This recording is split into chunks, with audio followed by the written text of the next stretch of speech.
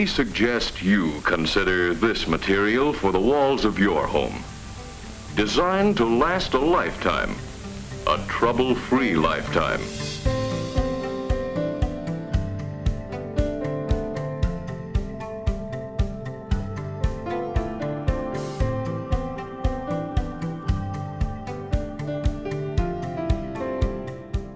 Asbestos is a naturally occurring mineral. It was mined for quite a few years in Australia and was used extensively in building because it had a lot of great properties. It was cheap, fire resistant, flexible, durable, all those kinds of things that you want in a building material. Because asbestos can be anywhere and it's very hard for a layperson to detect, you need a qualified person to come out and give you the peace of mind that you are or are not dealing with asbestos-containing material. That person is called a hygienist. They are registered. You can find a list of registered hygienists through the links on the Abestoswise website. By having one of these registered experts come and assess your property, not only will they be able to tell you whether you're dealing with asbestos or not, but if you do have asbestos, they'll be able to advise you as to how you can responsibly handle that material or have it responsibly removed. And over the years, I've helped a lot of people realize their dreams, building new houses and remodeling old ones too. Building materials that contain asbestos may look identical to materials that don't. So therefore it's important to employ a professional who's been trained in identifying it and who will assist you and help you to remove it safely. In older houses, the under eaves commonly contain asbestos material. However, in this house, not only the under eaves, but they also have wall cladding which has asbestos material. So we're here today to safely remove and dispose of it. Internally, very common in wet areas, like in laundries in particular, like this house here, not only in a wet area, but it's also on the walls and on the ceiling. With floors, although they may appear fine, the danger could be lurking with a layer or two layers below. Asbestos can also be found behind tiles in kitchen area and particularly in wet areas behind the sink. Also, if we come into here, a cupboard, which looks safe and harmless. Hello, asbestos. We come into the bathroom and you'll find that a shower is lined with waterproof material. But that waterproof material contains asbestos because asbestos was a great waterproofer. Gas and oil heaters such as this one generally have heat banks inside them, and also they tend to have asbestos containing flues that penetrate through the wall and out through the roof. This is perfectly safe as long as it's not disturbed. As soon as you start pulling it and ripping it apart, you are releasing the fibres and you are endangering yourself and anybody else that may be in the area. So therefore it's very, very important to employ people who will safely remove it, isolate this room properly and get it cleaned up, and then your family and yourself is safe. This material, available in many types and colors, is not only attractive but fireproof too. So asbestos in the home is generally reasonably safe. The problems start occurring if you disturb it. So activities like drilling, cutting, sanding, those sorts of things can cause a cloud of dust to rise into the air, which can contain thousands and thousands of asbestos fibres, which are invisible to the human eye. The fibres become inhaled and they get into the lung and cause lung irritation. The fibres lodge in the lung tissue where the immune system cells try to destroy them.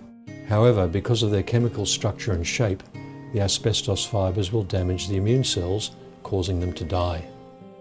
Scar tissue then forms around the dead cells, and as more cells become damaged and die, the scarring progresses. Asbestos fibres can remain in the lungs for long periods, and the scar tissue that results continues to develop for many years after exposure. As more scar tissue develops, oxygen absorption is reduced. With time, breathlessness gets gradually worse, and in severe cases, respiratory failure develops, which may result in death. I'm not sure where or when I was exposed. My father was in the building industry, and as a child I used to go to building sites with him. I'm not sure that asbestos was used on those building sites. Given the age, the era, it's more than likely it was. I was diagnosed with mesothelioma 6 years ago.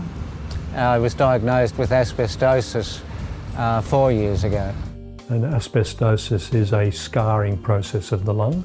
Asbestosis can take 15 to 20 years to develop, and usually you need a reasonable exposure to asbestos-containing materials. Mesothelioma is a very serious malignancy, cancer of the inside of the chest wall, and the life expectancy from diagnosis to death is in the order of 6 to 12 months. Like with my husband Gordon, he'd been fit all his life, and then all of a sudden one day had a collapsed lung, and then within 8 months he died because he'd been diagnosed, he'd got mesothelioma.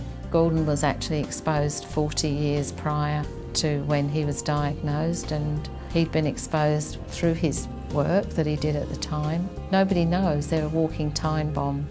You know, it just, your fibres get in and nobody knows they're there. And your life changes forever.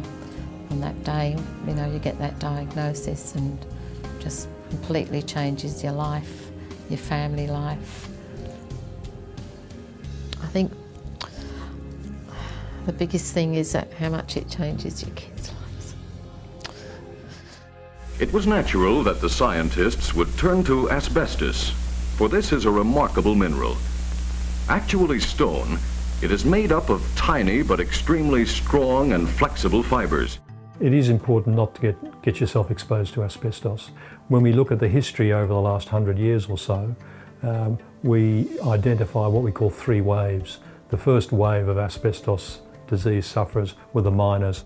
The second wave were the tradesmen, electricians, plumbers, builders, construction workers, who would have used asbestos containing materials even up to the 70s and early 80s, and who would have been exposed to the dust on a regular basis.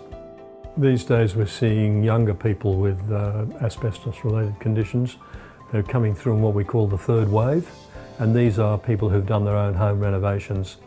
Homes in Australia commonly have asbestos-containing materials in them, and you may not, as a home handyman, realise that they're there, and you need to think about that.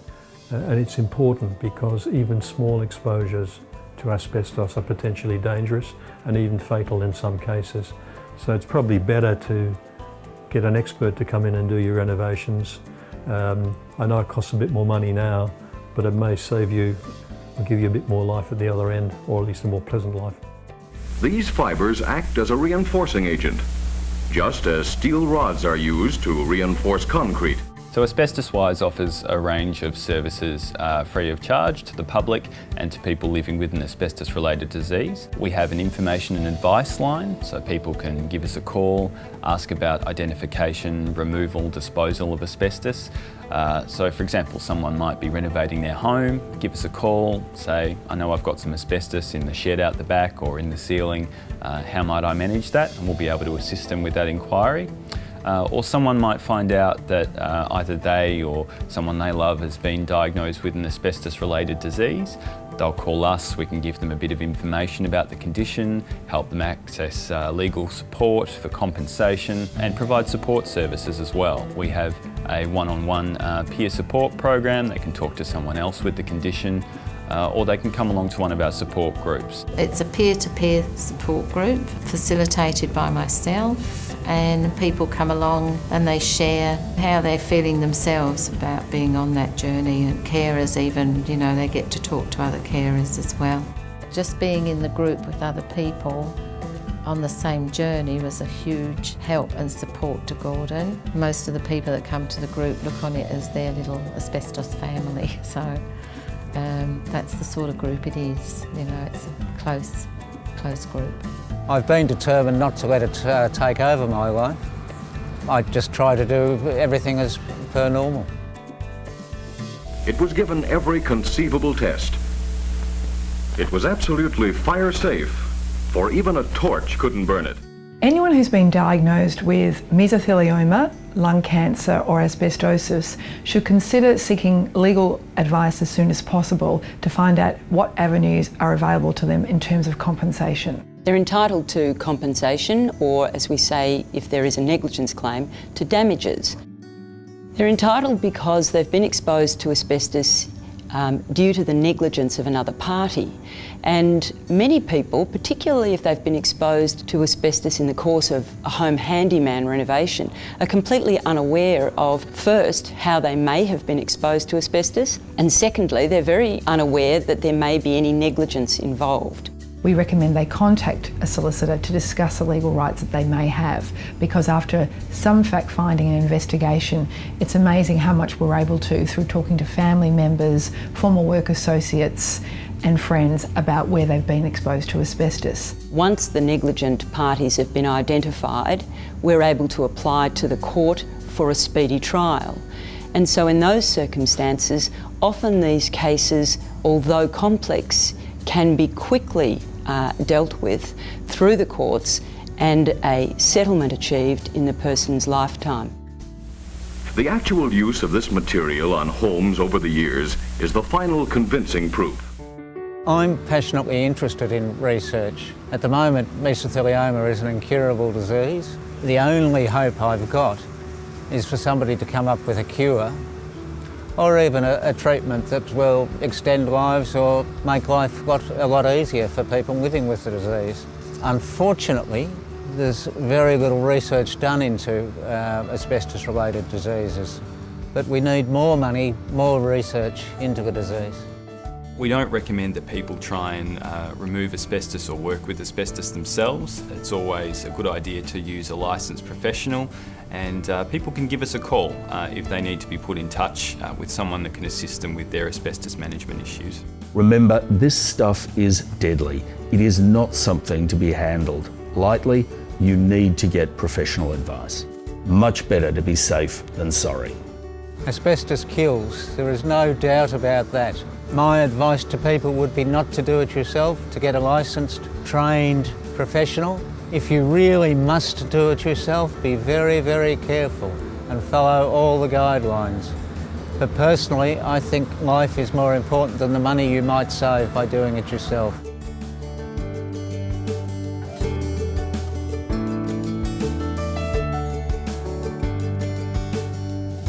No other material will look as well on this type of house as asbestos cement siding. This is definitely a contribution to the homeowner. It's durable, it's attractive, and it's low in maintenance cost. Well, thank you, Mr. Evans.